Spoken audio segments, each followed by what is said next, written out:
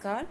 आज के इस सेशन में हिंदी की पाठ्य पुस्तक बसंत भाग 3 की पाठ संख्या 2 लाख की चूड़ियाँ की व्याख्या पढ़ेंगे, जिसके लेखक का नाम कामतानाथ है। इस पाठ के माध्यम से लेखक यह दर्शाना चाहते हैं कि किस तरह से आज मशीनी युग बढ़ता जा रहा है और हाथ से काम करने वाले कारीगर बेरोजगार होते जा रहे हैं और साथ ही जो उनके पैतृक उद्योग धंधे हैं अर्थात जो पूर्वजों के द्वारा दिए गए व्यवसाय हैं वह समाप्त होते जा रहे हैं। तो आइए अब विस्तार से इस पाठ की व्याख्या पढ़ते हैं। सारे गांव में बदलू मुझे सबसे अच्छा आदमी लगता था, क्योंकि वह बहुत सुंदर सुंदर लाह की गोलियां बनाकर देता था। मुझे अपने मामा के गांव जाने का सबसे बड़ा चाव यही था कि जब मैं वहां से लौटता था तो मेरे पास ढेर सारी गोलियां होती, रंग बिरंगी गोलियां जो किसी भी बच्चे का मन मोह ले। तो यहाँ पे जो लेखक है वह अपने बचपन की यादों को बता रहे हैं कि किस तरह से जब वह बच्चे थे तो अपने मामा के घर जाया करते थे, और मामा के गांव जाने के पीछे सबसे बड़ी इनकी जो लालच थी वह यह था कि इन्हें रंग बिरंगी गोलियां मिलती थी। लाह की गोलियां जो कौन बनाता था? वो बदलू बनाया करता था। तो वह सुंदर सुंदर लाह की गोलियां बनाकर उन्हें देता और इसी लालचवश वह अपने मामा के गांव बड़े चाव से जाया करते थे, और वह वहाँ से लौटते थे तो ढेर सारी उनके पास रंग बिरंगी गोलियां होती थी, जिसकी वजह से उनके दोस्त जो थे उनके भी मन मोह लिया करते थे। आइए आगे पढ़ते हैं। वैसे तो मेरे मामा के गांव का होने के कारण मुझे बदलू को बदलू मामा कहना चाहिए था। अक्सर ऐसा ही होता है कि अपने मम्मी के जो भाई होते हैं और उस रिलेशन में जो भी भाई लगते हैं हम उन्हें मामा कहते हैं, लेकिन यहाँ पे क्या होता है कि उसे बदलू मामा ना कहकर बदलू काका कहा करता था। तो जो लेखक थे वो अन्य बच्चों को देखते थे कि वह उन्हें काका कहकर बुलाते हैं, तो इसीलिए वह भी उन्हें मामा न कह के उसे बदलू काका कहा करते थे, जैसा कि गांव के सभी बच्चे उसे कहा करते थे, क्योंकि गांव के बच्चे तो वहाँ उनका दादी घर हुआ और वह उस रिश्ते से उसके काका लगे।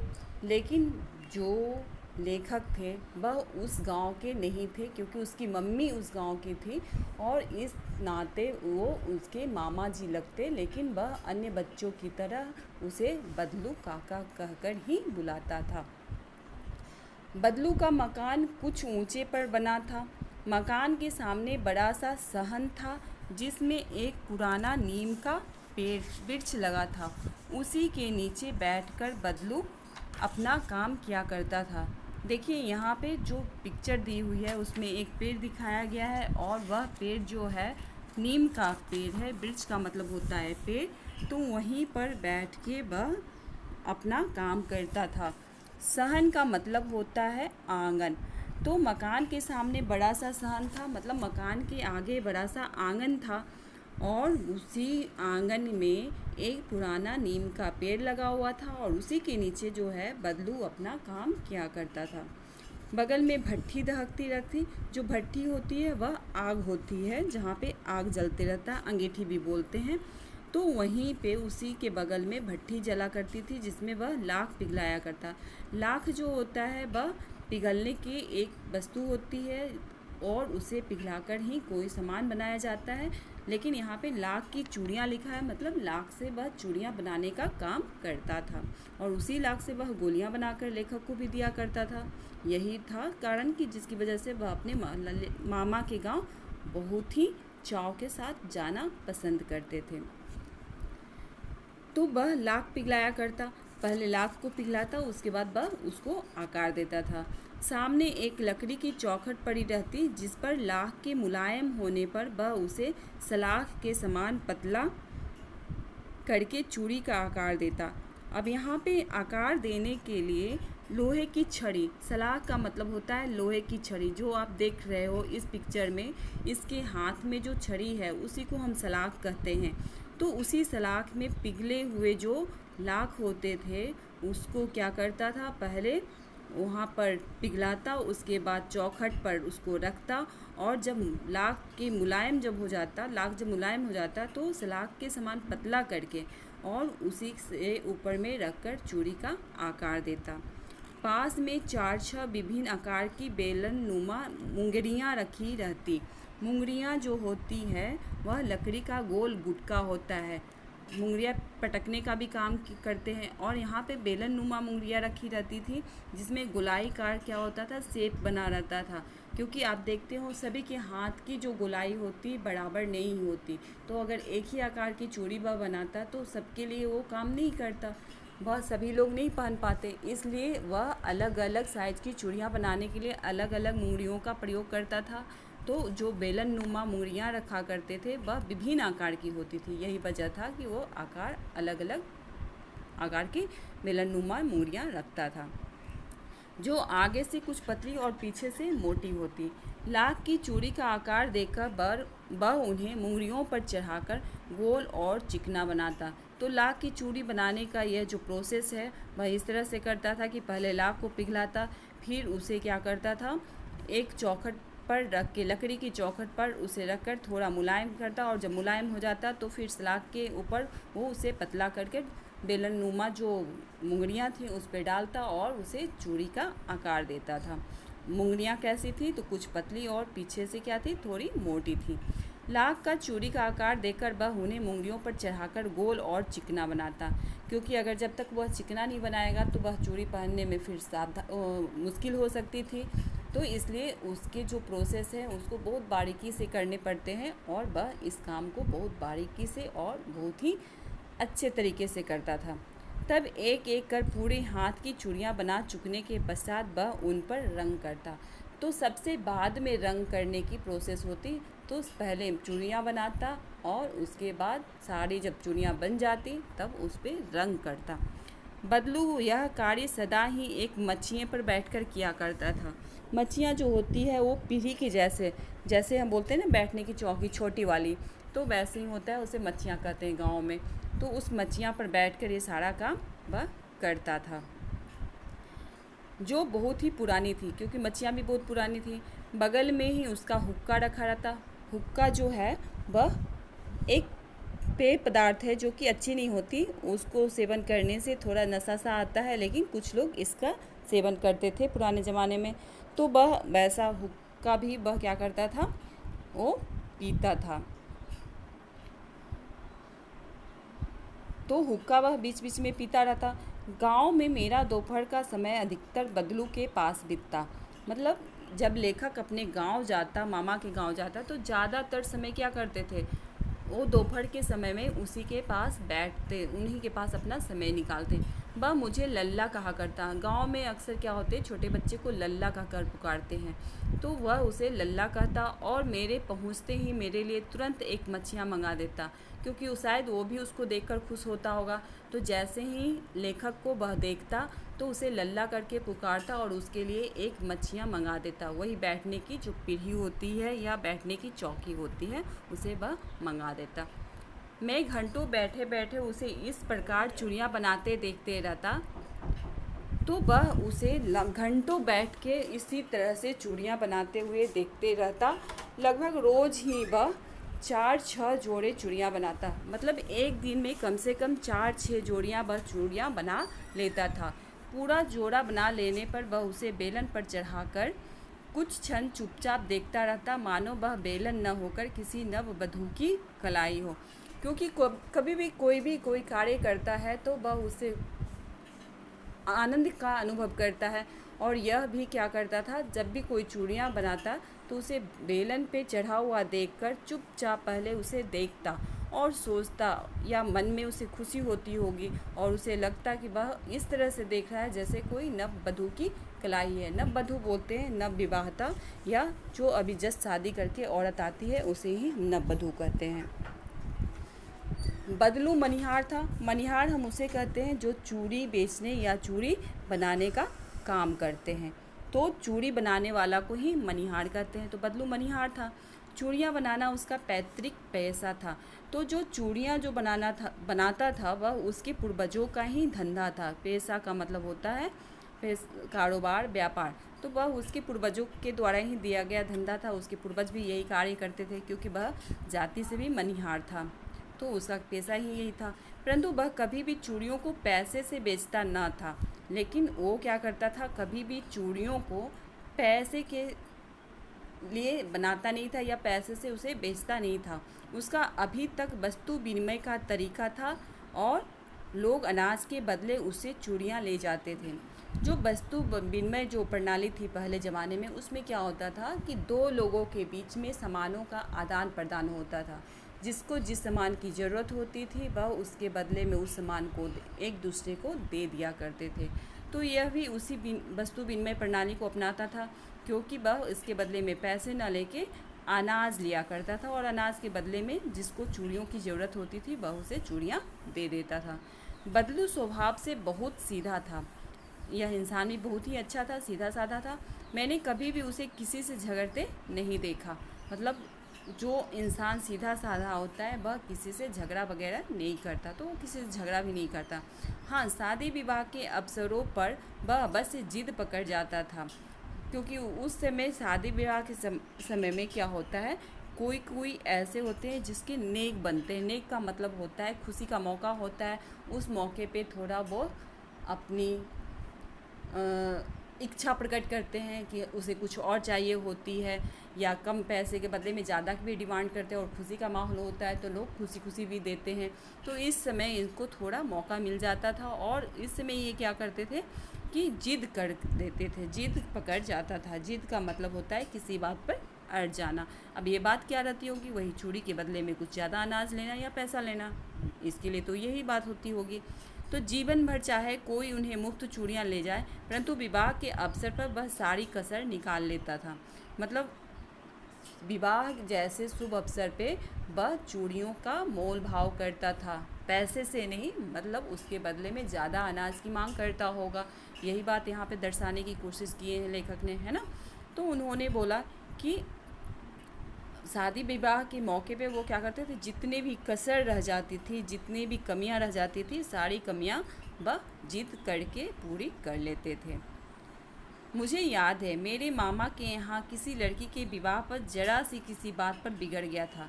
अब बचपन में लेखक को थोड़ी थोड़ी याद आ रही है कि मेरे क्योंकि मामा के घर में ही जाया करते थे, तो मामा के घर में किसी लड़की की शादी थी और उस शादी के अवसर पर वह थोड़ी किसी बात पर बिगड़ गया था। अर्थात जो बदलू था थोड़ा बिगड़ा हुआ था या उस समय उसे गुस्सा आया होगा और फिर उसको मनाने में लोहे लग गए थे। तो उसको मनाने में लोहे लग गए थे मतलब बहुत ही परेशानी हुई थी या बहुत ही मुश्किल हुई होगी।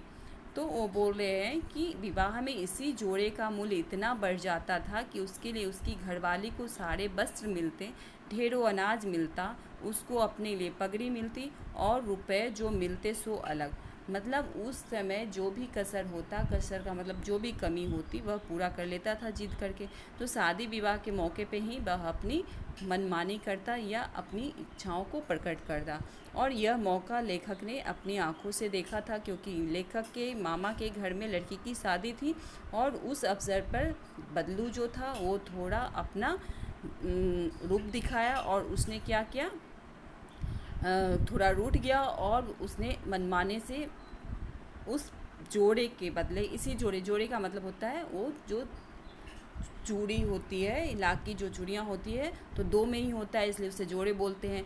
तो उन्होंने इस जोड़े के अवसर पे जो मूल्य था वो क्या लिया, तो अपनी घर वाली मतलब अपनी पत्नी के लिए उसने कपड़े लिए, ढेरों अनाज लिए और अपने लिए पगड़ी और रुपए जो मिलते सो अलग। मतलब शादी विवाह के अवसर पर वह पैसे भी शायद लेता था, इसलिए उसने उस समय ये भी डिमांड किए।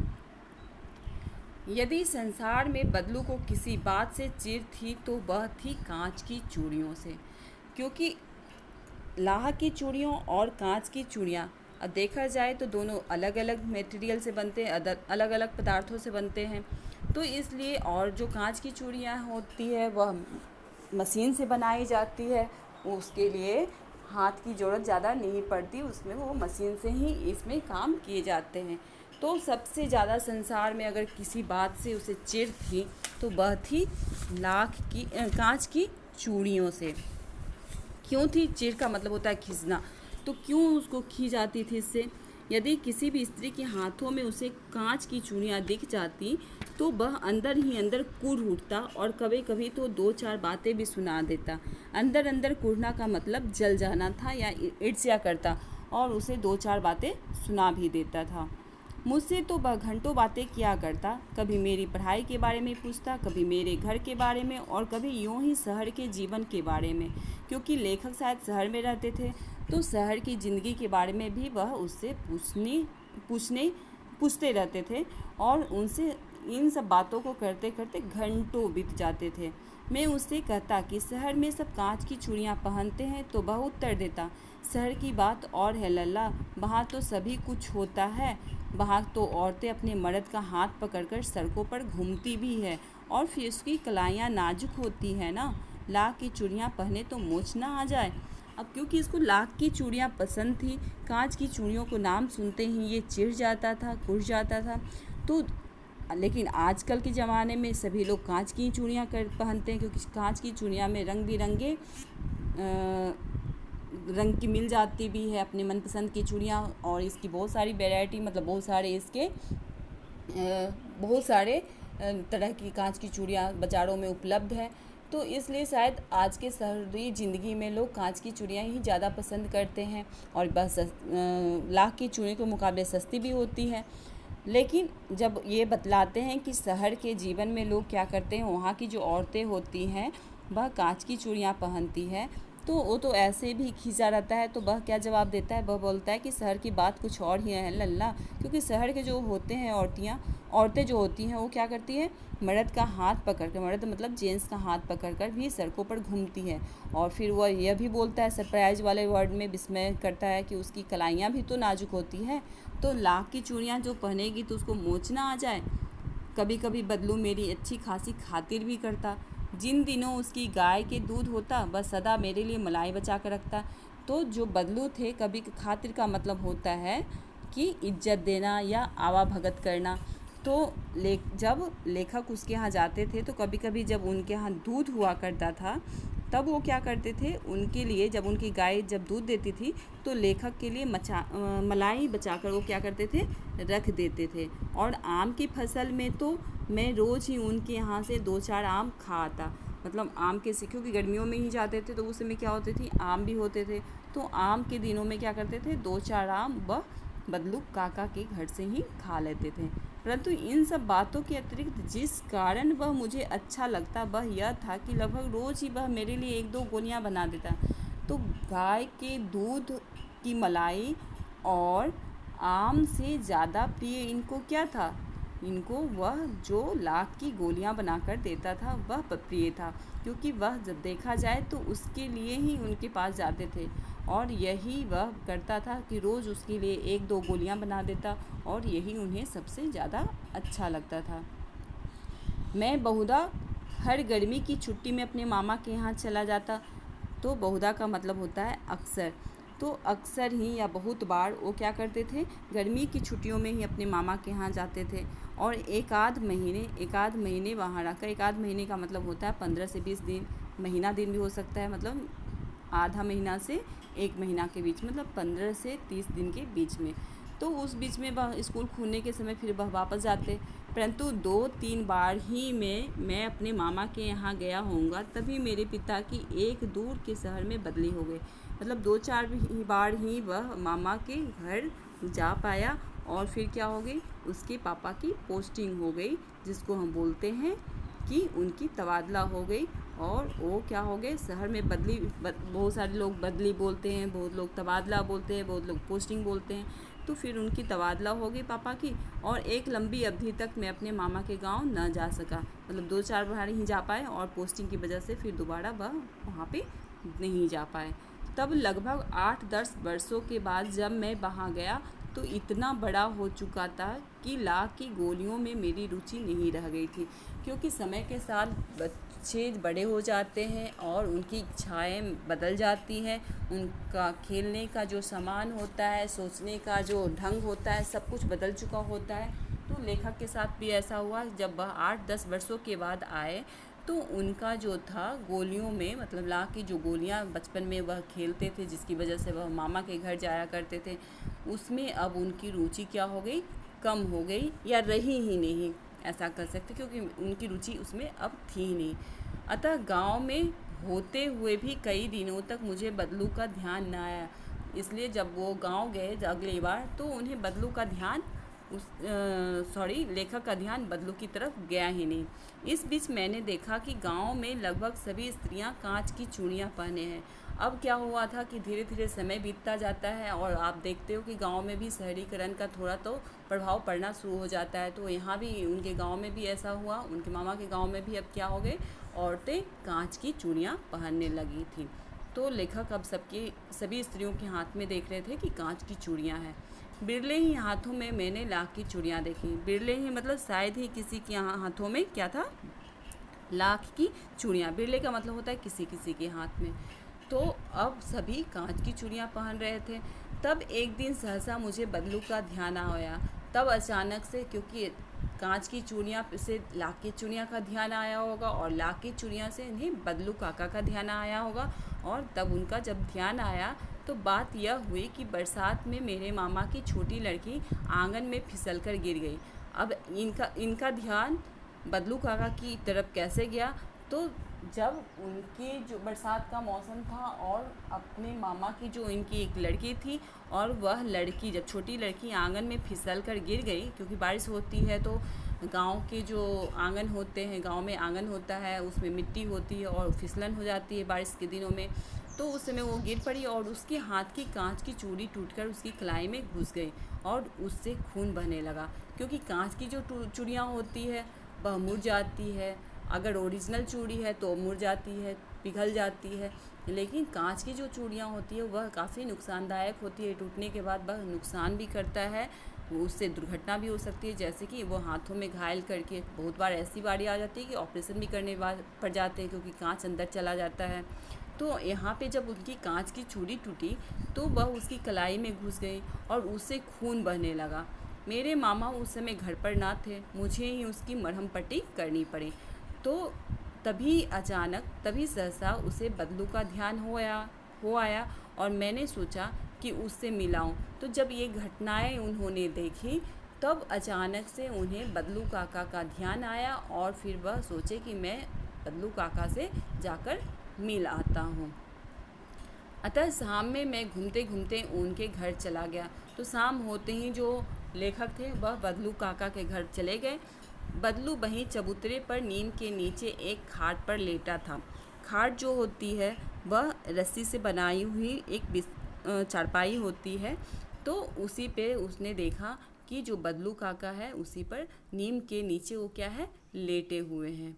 नमस्ते बदलू काका, मैंने कहा। तो जो लेखक थे वो वहाँ गए और उन्हें कहा, नमस्ते काका, नमस्ते भैया। फिर उन्होंने, जो बदलू काका थे उसने जवाब में इन्हें लेखक को नमस्ते भैया किया। उसने मेरी नमस्ते का उत्तर दिया और उठकर खाट पर बैठ गया।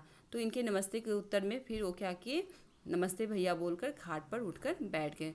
परंतु उसने मुझे पहचाना नहीं और देर तक मेरी ओर निहारता रहा, क्योंकि काफ़ी समय हो गए थे। 8-10 वर्षों में बच्चों की जो चेहरे होते हैं वो बदल जाते हैं, आवाज़ें बदल जाती हैं, तो वह पहचान नहीं पाया और उसे काफ़ी देर तक देखते रहा। मैं हूँ जनार्दन। तो उसने लेखक जी हैं, उन्होंने अपना नाम क्या बताया, जनार्दन। मैं हूँ जनार्दन काका, आपके पास से गोलियां बनवा कर ले जाता था। मैंने अपना परिचय दिया। फिर उसने बताया कि मैं ही हूँ जो कि आपके यहाँ से गोलियां बना कर लेता था। बदलू फिर भी चुप रहा।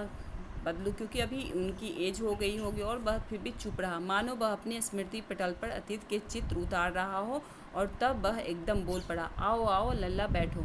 तो वह चुप रहा, मतलब थोड़ा याद कर रहा होगा पुरानी बातों को, पुरानी स्मृतियों को। स्मृति मतलब होता है याद, तो पुरानी यादों को वह याद कर रहा था। स्मृति पटल का मतलब होता है यादाश्त। तो अपनी यादाश्त से उसने कुछ क्या किया, तस्वीरें खींची, अपने मतलब यादों को तरोताज़ा किया और फिर उन्होंने एकदम से बोल पड़े कि आओ आओ लल्ला बैठो। फिर उन्हें शायद याद आ गई।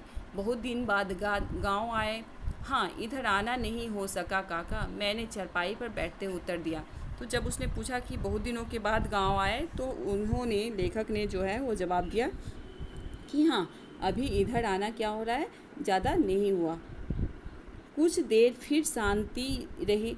मैंने इधर उधर दृष्टि दौड़ाई, न तो मुझे उनकी मच्छियाँ ही नजर आई और न ही भट्ठी, क्योंकि उन्होंने जिस मकसद से उनके यहाँ गए शायद उनको वो देखना था जगह कि अब वो क्या कर रहे हैं, तो वह चीज़ उन्हें नज़र नहीं आए। तो कुछ देर तक शांति रही। फिर उन्होंने क्या किया, लेखक ने इधर उधर नज़र दौड़ाई और देखा कि वो पेड़ तो है, लेकिन वहाँ पे न कोई मच्छियाँ नज़र आई और न उन्हें वह भट्ठी जहाँ पे वह लाख को पिघलाया करता था, वह भट्ठी भी उन्हें नज़र नहीं आई। आजकल काम नहीं करते काका, मैंने पूछा। फिर उन्होंने प्रश्न भरे शब्दों में पूछा कि क्या आजकल आप काम नहीं करते काका?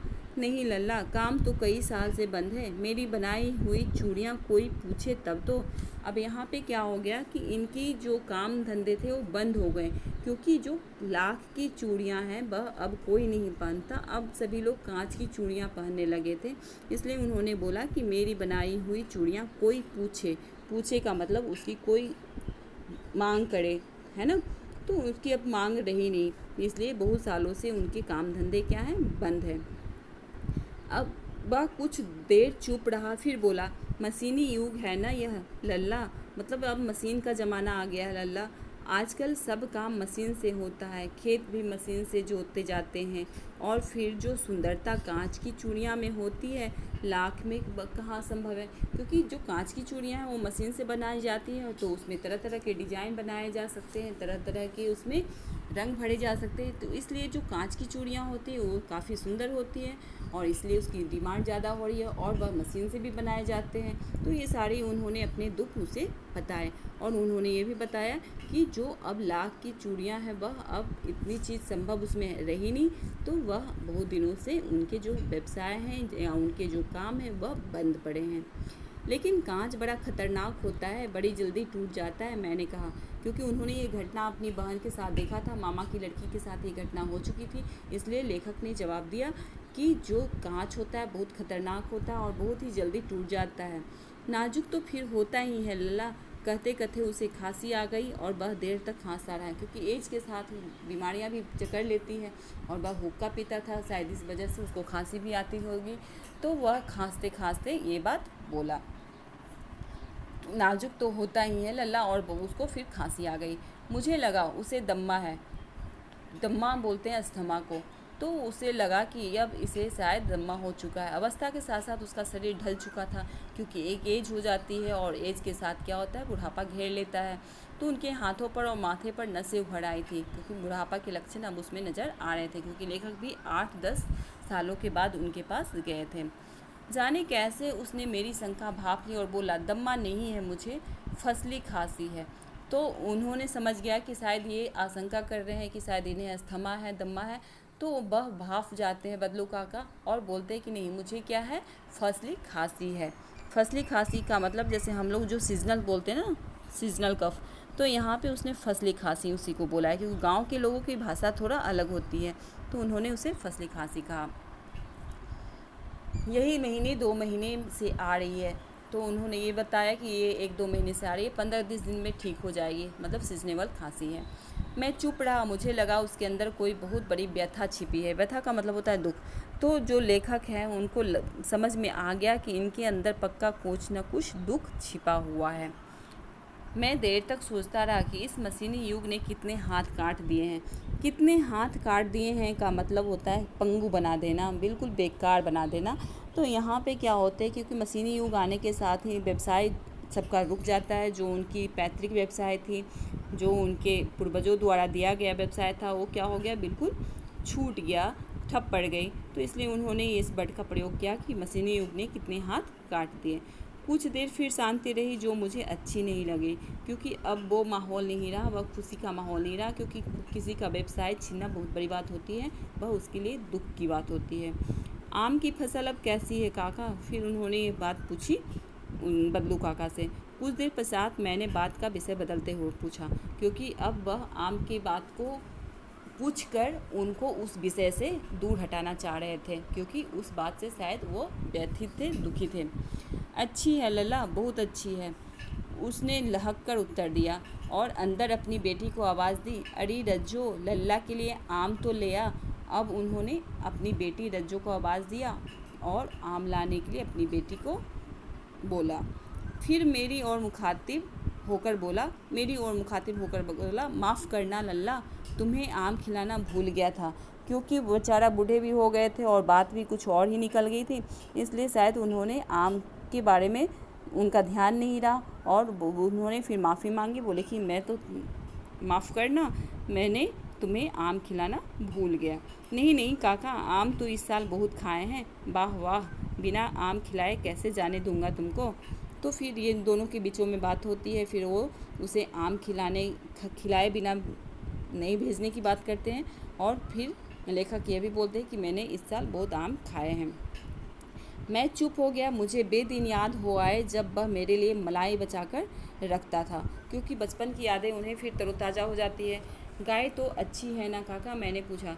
गाय कहाँ है लल्ला, 2 साल हुए बेच दी, कहाँ से खिलाता, क्योंकि किसी भी पैसे के लिए या किसी भी व्यवसाय को चलाने के बाद ही कुछ आमदनी होती है जिससे वह कुछ कर सके। तो यहाँ पे क्या होती है कि गाय उन्होंने शायद बेच दी, क्योंकि उनके जो व्यवसाय थे कुछ सालों से ठप पड़ी थी और अगर गाय को चारा पानी नहीं मिलता तो गाय मर जाती। तो इसलिए उन्होंने क्या किया, गाय को बेच दी, क्योंकि उन्होंने बोला कहाँ से खिलाता। इतने में रज्जू, उनकी बेटी, अंदर से एक डलिया में ढेर से आम ले आई। यह तो बहुत है काका, इतने कहाँ खा पाऊँगा, मैंने कहा। तो रज्जो जब आम की डलिया में आम भरकर लाती है तो लेखक कहते हैं ये बहुत ज़्यादा है, मैं इससे इतना नहीं खा पाऊँगा। वाह वाह, वह हंस पड़ा। शहरी ठहरे ना, मैं तुम्हारी उम्र का था तो इसके चौगुने आम एक बखत में खा जाता था। एक बखत का मतलब होता है एक ही बार में खा जाता था। तो यहाँ पे अब उन्होंने शहरी और गाँव की बातों पे आ गए और फिर उन्होंने बोला कि ये तुम तो शहर में रहने वाले हो ना, तो तुम इतने आम शायद नहीं खा पाओगे। हम लोग जब तुम्हारी उम्र में थे, मैं तुमसे 4 गुने आम खा लेता था एक ही वक्त में। आप लोगों की बात और है, मैंने उत्तर दिया। फिर उन्होंने, जो लेखक है, उन्होंने जवाब दिया कि आप लोगों की जो बात है कुछ और ही है। अच्छा बेटी, लल्ला को 4-5 आम छाँट कर दो। फिर उन्होंने लल्ला को, मतलब उस लेखक को लल्ला लल्ला इसलिए बोल रहे हैं क्योंकि बचपन से उसे लल्ला कहते थे और छोटे उम्र वाले बच्चे को क्या बोला जाता है, गांव में लल्ला बोला जाता है। तो फिर उन्होंने बोला कि लल्ला को 4-5 आम जो अच्छे वाले हैं वो छाँट कर उन्हें दे दो, सिंदूरी वाले देना। अब यहाँ आम का भी नाम का जिक्र है। सिंदूरी मतलब लाल रंग की जो आम होती है, वह एक जाति की आम है जो लाल रंग की होती है। तो बोला सिंदूरी वाली दे देना उसे, लाल रंग की जो आम है वो दे देना। देखो लल्ला कैसे हैं, इसी साल यह पेड़ तैयार हुआ है, मतलब ये जो आम लगे हैं इसी साल लगे हैं। रज्जो ने 4-5 आम अंजलि में लेकर मेरी ओर बढ़ा दिए। अंजलि जो होता है वह हाथ, जो जब हथेली जो होती है दोनों को मिलाकर जब बनाया जाता है उसे ही अंजलि बोलते हैं। तो फिर दोनों हाथों से या अंजलि से उसने उसे आम दे दिए।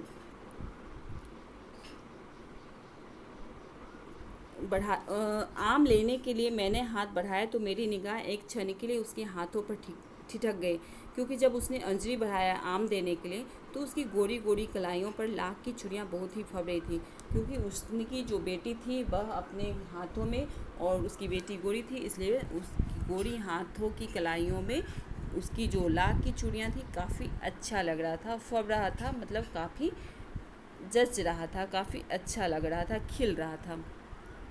बदलू ने मेरी दृष्टि देख ली और बोल पड़ा, यही आखिरी जोड़ा बनाया था जमींदार साहब की बेटी के विवाह पर। अब उसने, जब उसकी नज़र उस पर पड़ी तो बदलू भी उसको देख लिया और उसने बोला कि यही जोड़ा जो है सबसे लास्ट में मैंने बनाया था, आखिरी बार बनाया था, क्योंकि यही आखिरी जोड़ा है जिसको मैंने ज़मींदार साहब की बेटी के विवाह पे बनाया था। 10 आने पैसे मुझको दे रहे थे, मैंने जोड़ा नहीं दिया, कहा शहर से ले आओ। तो इस जोड़े के लिए वह 10 आने दे रहे थे, क्योंकि पहले जो है आना चलता था, 1 आना, 2 आना, 10 आना, तो 10 आने का मतलब होता है 60 पैसे। तो बोल रहे थे 1 आने में 6 पैसे होते तो 10 आने मतलब 60 पैसे, तो 60 पैसे उसके दे रहे थे दाम, लेकिन उन्होंने उसे नहीं दिया। कहा शहर से लेके आ जाओ। मैंने आम ले लिए और खाकर थोड़ी देर पश्चात चला आया। तो जो लेखक है वो क्या करते हैं, आम ले लेते हैं और आम लेकर वो वहाँ से थोड़ी देर के बाद चले आते हैं। मुझे प्रसन्नता हुई कि बदलू ने हार कर भी हार नहीं मानी थी। उसका व्यक्तित्व कांच की चूड़ियों जैसा न था कि आसानी से टूट जाए। मतलब यहाँ पे जो बदलू काका का स्वभाव था वो नहीं बदला था, जो कि लेखक को बहुत ही अच्छा लगा। उनको उनका जो व्यक्तित्व था वह कांच की चूड़ियों की तरह प्रतीत नहीं हुआ, क्योंकि कांच की चूड़ियाँ होती है वह क्षण भंगुर होती है, टूट जाती है।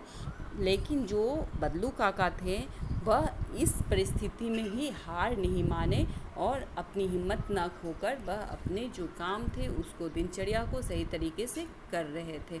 इसलिए लेखक को उनकी जो व्यक्तित्व है वह बहुत ही अच्छा लगा, क्योंकि वह आसानी से नहीं टूटे और वह अपने कामों में ही लगे रहें जो उनके बस में था। धन्यवाद।